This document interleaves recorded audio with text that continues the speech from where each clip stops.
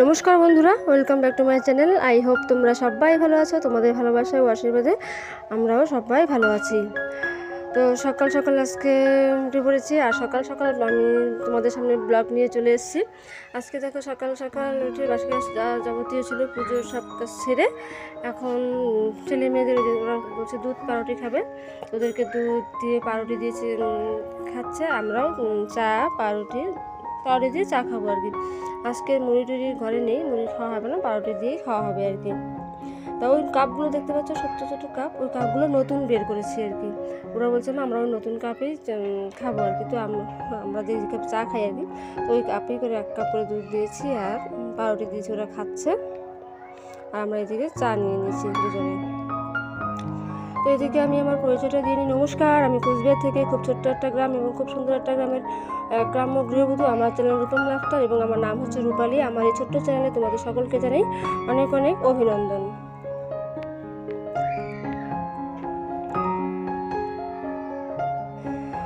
আমি আবারও চলে এসেছি তোমাদের কাছে আমার এই বক বক নিয়ে। আমি জানি আমি কথাগুলো খুব স্পিডে বলি, তোমাদের খুব অসুবিধা হয় হয়তো শুনতে বুঝতে, তার জন্য কিছু মনে করো না প্লিজ। কষ্ট করে একটু আমার ব্লগটা দেখে নিও।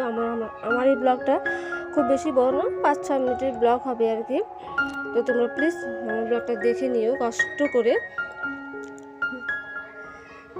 আর যদি তোমাদের ভালো না লাগে তবে স্কিপ করে করে দেখে নিতে পারো। আমি বলছি না যে তোমরা ফুল ওয়াশ করতে হবে, তবে ফুল ওয়াশ করলেও কিন্তু কোনো অসুবিধা নেই আর কিন্তু ব্লগটা।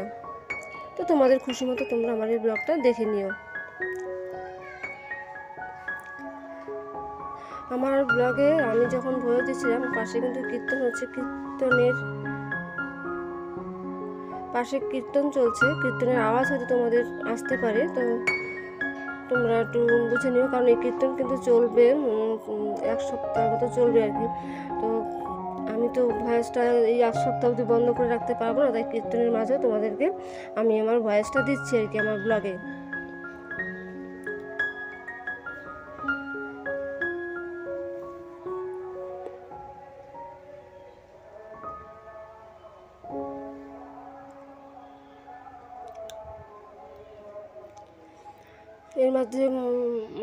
এর মধ্যে আমি তোমাদেরকে বলে নিই, তোমরা অনেকেই আমার ভিডিও দেখেছো, কতদিনের ভিডিওগুলো দেখেছো, অনেকেই কমেন্ট করে দিদি ভালো হয়েছে, ভালো লাগলো তোমার ভিডিও।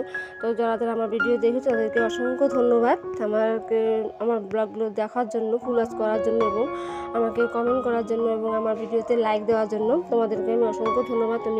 তোমাদের কাছে আমি চিরকৃতজ্ঞ হয়ে থাকবো আমার পাশে এভাবে থাকার জন্য।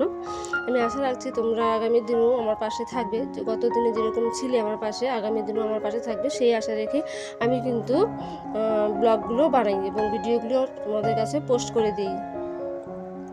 তো দেখো রান্না হচ্ছিলো, মাছ ভাজা করেছে, মাছ ভাজা দেখিয়ে দিয়েছিলাম।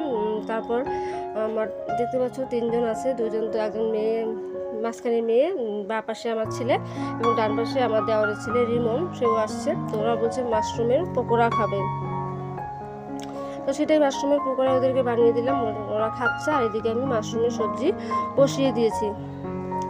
অন্যদিন যেমন রান্না করি আমাদেরকে দেখিয়েছিলাম, মাশরুম করেছিলাম, যে নিরামিষ মাশরুম করেছিলাম, পেঁয়াজ রসুন দিইনি। আজকে কিন্তু পেঁয়াজ রসুন দিয়েই করেছি, মানে আমিষ মাশরুমটা রান্না করলাম।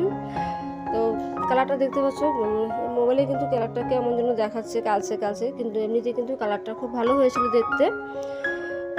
তারপর মধ্যে আবার কি আমি শুকনো লঙ্কা বা লঙ্কার গুঁড়ো দেওয়া হয়নি, কাঁচা লঙ্কা দিয়ে করেছি, তার জন্যই হয়তো কালারটা একটু অন্যরকম লাগছে দেখতে, কিন্তু খেতে কিন্তু বেশ ভালো লেগেছে।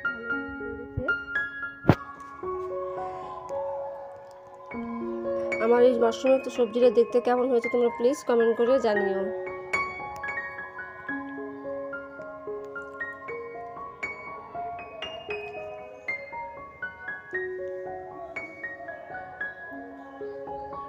আমি কিন্তু বেশি কথা গুছিয়ে বলতে পারি না, কথাগুলো আমার এলোমেলো হয়ে যায়, আগের কথা পরে, পরের কথা আগে। তো কী করবো বলো, আমার কথাই এরকম। আমি চেষ্টা করি যে তোমরা যেভাবে অনেকের ভিডিও দেখে কী সুন্দর করে কথা গুছিয়ে কথা বলো, আমি সেরকম চেষ্টা করি, কিন্তু পেরে পারি না আর কি। তো আজকে বেশি কিছু বলছি না, আমার এই ছোট্ট ব্লগটা এখানেই শেষ করতে হচ্ছে। তো তোমরা সবাই পাশে থেকো, ভালো থেকো, ততক্ষণে টাটা, বাই বাই, সকলকে অসংখ্য ধন্যবাদ।